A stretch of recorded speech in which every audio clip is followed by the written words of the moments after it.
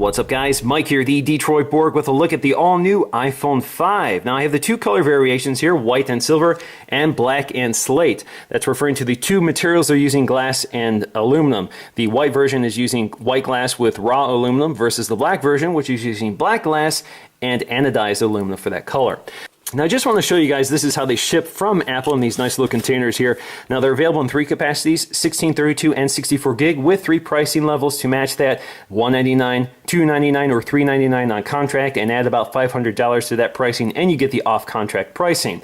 So again, the major new features here are a 4-inch screen. This is the first screen size increase for the iPhone since it debuted. We go from 3.5 to 4-inch. We still maintain that Retina display, but we get 40% better color saturation for true sRGB standards. So this is what Apple says the most accurate display on the market right now. We also get 4G LTE, so that means we have three versions of this phone. These happen to be AT&T. There's also a Verizon version, and there's a global version. So there's three iPhone 5s that match certain LTE networks. Now we also get new A6 processors which double the performance of the iPhone 4S, both in graphics and CPU speeds, and we get double the RAM, so we go from 512 to 1 gig of RAM.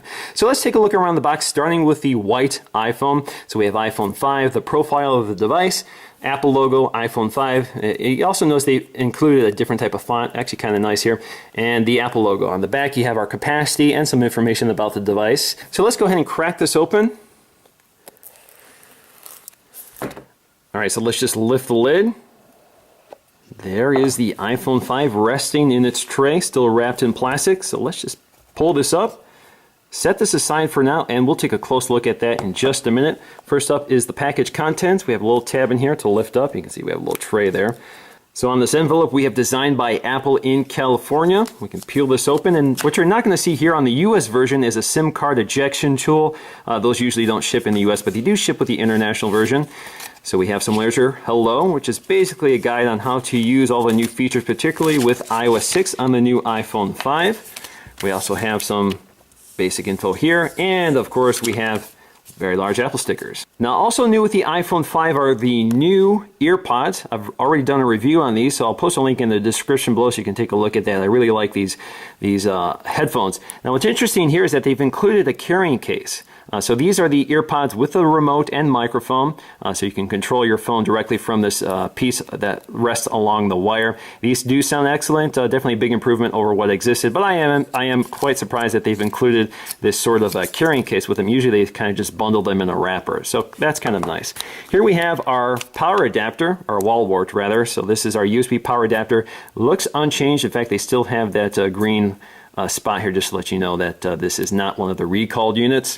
We also have our new lightning connector in this little wrapper here.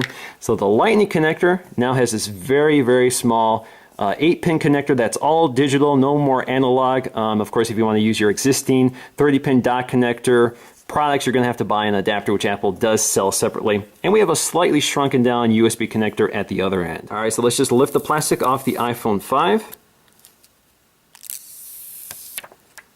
Now taking a very close look around the iPhone 5, and just like the iPhone 4 and 4S, it's entirely metal and glass, no plastic here. But with the iPhone 5, it's much more metal than glass. They're now using an aluminum unibody construction, so we got this nice one-piece aluminum design. We do have these glass inserts for radio transparency through the back of the iPhone, and you can see they're very flush to the edge of the bezel here, so you can see they do not stand above the bezel like they did with the old iPhone. Very smooth and flush fitting. Along the edge you can see we now have this polished bezel here, or chamfer. Apple says they use diamonds to polish this edge, so you get this nice mirror finish, and you get this nice satin finish to the aluminum on the side. So here we have our SIM card, our SIM tray, which now uses a nano SIM, and I'll pop that out so we can take a look at that. Now up here you'll find those familiar antenna breaks from the iPhone 4 and 4S. Now this time they're color keyed to the device, so the white iPhone has white antenna breaks. On the top we have our sleep wake button, and again no headphone jack this time, and no microphone at the top this time. On the front you'll find our new front-facing FaceTime camera with 720p recording. There's also a backlit illuminated sensor, so it's a much higher quality camera than before. And we also have an ambient light sensor next to that, and we have our earpiece. Now also buried in that earpiece is a microphone. There's actually 3 microphones on this device, and we'll show you the others once we get there. We have our sleep wake button here. not sleep wake button, I'm sorry, mute switch here. We also have our volume controls up and down, very familiar here. On the bottom we have our new headphone jack, which has been repositioned to the bottom, along with our microphone, our new lightning pin connector, as well as our new speaker, which is now using a 5-magnet transducer versus the 3-magnet transducer from the old iPhone. So it's a much higher quality speaker. Now on the back you'll find the newly improved iSight camera, which is pretty much the iPhone 4S camera, but now features a sapphire crystal lens for better durability and clarity. We also have better low light performance, better image stabilization for 1080p video recording. You'll find another microphone right next to that, along with an LED flash, which seems to be more recessed this time, so possibly less glare into the camera with this version of the flash. And on the back we have the Apple logo, which is polished into the unibody of the metal, so you can see it kind of has a nice mirror finish to it with a slight grain. It looks very sharp. Overall the design is pretty impressive. So that's the white version. Now let's take a look at the black version. So again, this is the iPhone 5 AT&T version, but this one is 64 gigabyte. Alright, so let's just lift the lid here. And there is our black and slate iPhone. So let's just quickly get through the contents. So you can see the packaging is also all black. Looks like there's a little leftover here from the factory. So that's the tray. We have a little booklet here, again black. Again, no SIM card ejection tool. Same literature here. So we have our instructional literature on iOS 6. We also have Apple stickers. We also have a pair of earpods, the power adapter still wrapped in plastic, and our lightning cable. Now, just like the white version, the black version is also all glass and aluminum, but the black version gives us this anodized chassis, so we get this nice slate color, different than the raw aluminum we're used to with most metal devices from Apple. So you have these black windows or black glass panels at the top and bottom, again for radio transparency. We have our cameras and flash, our nice polished Apple logo here, polished into the aluminum. Along the side you have the antenna brakes along with the SIM card tray. Again, the antenna brakes match the black of the iPhone. We have this nice black front panel which does a good job sort of merging the screen and the bezel, so it looks very smooth and uniform. Again, also hides all the ports so we don't see the ambient light sensor or the camera hole. You see the earpiece, and we have the color keyed buttons along the side for vibration, as well as volume up and down.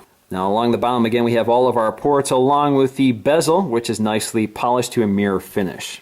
Now looking at the two colors side by side, you can see obviously the same difference with the iPhone 4 and 4S, with the front panel on the black model doing a better job sort of hiding the borders between the display and the bezel, and of course does a better job hiding the ports and cutouts for the various sensors you need. And of course, looking at the back, obviously we have the raw aluminum versus the anodized aluminum. So this is obviously much lighter, much brighter versus the darker stealth look of the iPhone 5 in black. Now looking at the devices side by side, again you can see very similar design with those mirrored polished chamfered edges. It looks very sharp. It's a different effect on the white phone. You can see it's more of a mirror versus the smokier look on the black version of the iPhone. You can also see that the antenna bands are color matched to the devices, and of course the buttons are color matched to which color you have here. On the bottom you have also color matching inserts for the lightning connector as well as headphone jack. You can also see that if you look deep into the lightning connector, you can see how that connector works.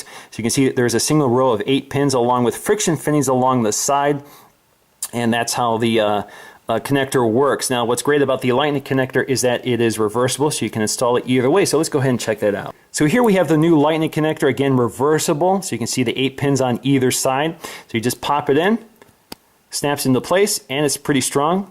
So you don't have to worry about pulling this out too easily, just like the old 30-pin dock connector. And it's reversible, so you can install it in either direction, and it works the same. Now if we compare this to the iPhone 4 and 4S, again you can see we have a 3.5-inch screen versus that 4-inch screen. You can also see that the bezels on either side are smaller. So if you compare them side by side, you can see that they've pushed the screen out farther to the edges. Now the iPhone 5 has also done some repositioning here. So we have the FaceTime camera above the earpiece and the sensors to the left of the earpiece. So that's kind of a swap around from the iPhone 4S. Now you also notice that despite having a much better camera in the iPhone 5, it's much smaller than the iPhone 4S camera. At least the bezel is smaller. Now the iPhone 5 is also 18% thinner than the iPhone 4S and 20% lighter, and that you can definitely tell the difference when you're handling the device. So if you look at them side by side again, you can see that thickness on the iPhone 4S versus the iPhone 5. You can also see that there's less bezel, or less of a the bezel around the glass. You can see this kind of a plastic bezel around the glass. That is now much thinner. Apple has been able to really thin out the device thanks to this new in-cell touch technology versus the IDO layer that used to lay over the panels on the iPhone 4 and 4S. So they've been able to really shrink down the glass and screen on the iPhone 5. So if you look at that versus the iPhone 4, again, you can see it looks pretty chunky by comparison. Now you can see they've done some repositioning here. So we have the headphone jack along with the microphone on the top of the iPhone 4S, but all of that has been moved around on the iPhone 5. So we have 3 microphones here. We have one in the earpiece, one right behind the camera, and one down here near the talking end of the iPhone. Up here you have just the one up here and the one down here, and that was it. This also gives the iPhone 5 some active noise cancellation, so it can actually, through the earpiece, cancel out the ambient noise in the room to help you hear your call better, which is kind of interesting. Now, some of the big changes are evident on the bottom. So we have the iPhone 5's headphone jack now located at the bottom versus the top in the iPhone 4S. The speaker and microphone grills are much larger, and that accompanies, this is the speaker side, and that accompanies a larger, better speaker system. And obviously the big difference here is the new Lightning connector, now much smaller than the 30-pin connector. Now along the back you can see that the iPhone 5 is actually using the same camera, but they're using that sapphire crystal lens cover. You can also see that there is a microphone next to the camera, and the LED flash has been moved farther away and is now recessed, hopefully to mitigate glare. Now the volume up and down buttons appear to be about the same, but the vibration switch is now slimmer on the iPhone 5. And of course there is a huge difference on the back panel, so we have this nice aluminum unibody design versus this glass panel on the iPhone 4 and 4S. Now the iPhone 5 is also the first to use the new nano SIM.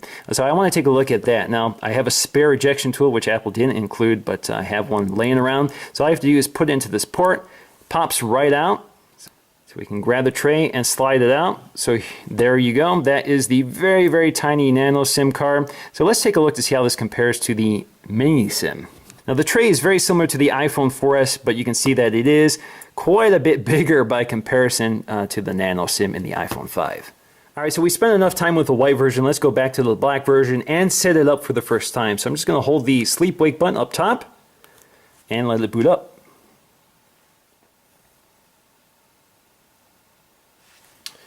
Alright, so we have iPhone. Let's get started here. English, next. United States, next. Time capsule is my local Wi-Fi network, so I'm going to sign into that. Now I have to go through the activation steps, so I have to enter in my billing zip code. Alright, looks good, so I'm going to enable location services. Click next. You also have the option to set this up as a new phone, restore from an iCloud backup, or restore from an iTunes backup on your computer. I'm going to set this up as a new phone for now. Now I just need to sign in with my Apple ID.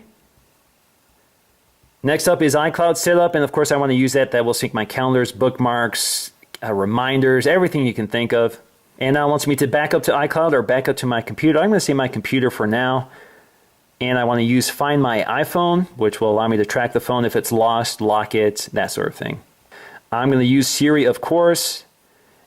And I'm going to automatically send diagnostic statistics, and I'm going to start using my iPhone so we can start taking a look around here. So now that we have that 4-inch screen, we now have more screen real estate. So instead of 4 rows of apps, we now have 5 rows of apps. So that gives us a little more room to breathe. Now all apps from Apple obviously have been updated for this larger screen resolution, but not all third-party apps will be.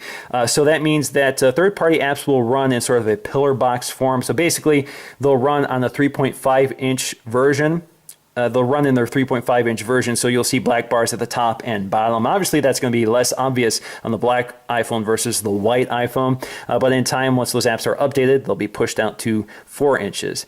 Now the screen is also true 16 by 9, so for 16 by 9 movies you now get a lot more screen real estate. But of course really wide movies like Prometheus here will still give you black bars, but standard 16 by 9 like TV show will fill the screen and will no longer have the letterboxing you get with the iPhone 4 and 4S. Now iOS 6 on the iPhone 5 is pretty similar to iOS 6 on the iPhone 4S with very similar features, but there are a few new ones. One of them obviously is LTE capability, so if you go to Settings, General, and Cellular, you now have an Enable LTE toggle there. Also, the camera app has been changed. So if you go to the camera app, you now find a different user interface here, so you can see you have this larger shutter release along with this dark bar around it. For example, we can start shooting photos, and you can see it's extremely fast camera, very, very quick. You also have the panorama mode, which the iPhone 4S also has. So basically, if you go to panorama mode, hit the shutter release, and start scanning around. It will coach you. Make sure you stay inside the lines, and it'll record a nice panorama for you. Stitch it all together automatically, and you have a 28 megapixel image to share with anybody you want. Now, another feature new to the iPhone 5 is the ability to snap photos while recording videos. So we can just shoot this video right now. You can see we have this shutter release for the camera, so you can go ahead and start taking photos. And again, it's just as fast, so you can do both at the same time. Again, pretty nice. Alright guys, I hope you enjoyed this video, but before I leave, I want to know, which color do you like best, black or white? Let me know in the comment section below. So I'm going to have more coverage on the iPhone 5, so stay tuned for that. And until then, see you in the next video.